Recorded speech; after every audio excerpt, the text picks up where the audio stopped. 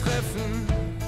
Nach all den Jahren, wir haben alle viel erlebt und sind immer noch da in der Kneipe an der Ecke unserer ersten Bar. Sieht es heute noch so aus wie in den 90ern. Manche sind geblieben und jeden Abend hier meine erste Liebe wird viel zu fein dafür. Wir sind wirklich so verschieden und kommen heute von weit her, doch unsere Freundschaft ist geblieben.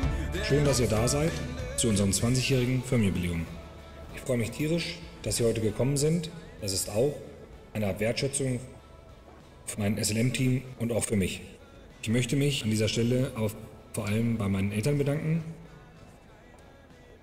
denn ohne sie würde ich hier gar nicht auf diesem Erdball stehen und auch gar nicht auf dieser Bühne. Meine Eltern haben mir vor 20 Jahren das Startkapital gegeben, haben immer an ihre Kinder geglaubt und auch an ihre Enkelkinder und sind immer für sie da. Und meine Eltern sind jetzt schon seit über 47 Jahren für mich da. Immer bei Tag und bei Nacht. Und auch wenn man das jetzt nicht sieht, das sind wie gesagt 47 Jahre.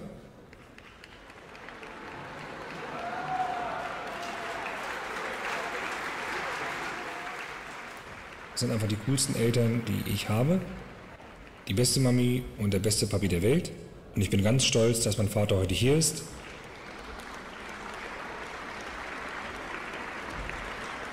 Ich möchte jetzt aber weder meinen Lenny noch weiter auf die Folter spannen, noch euch und die Bühne freigeben für Revolverheld. Ich bin schon ziemlich stolz, dass ich die für heute hier verhaften konnte und dass sie Zeit hatten.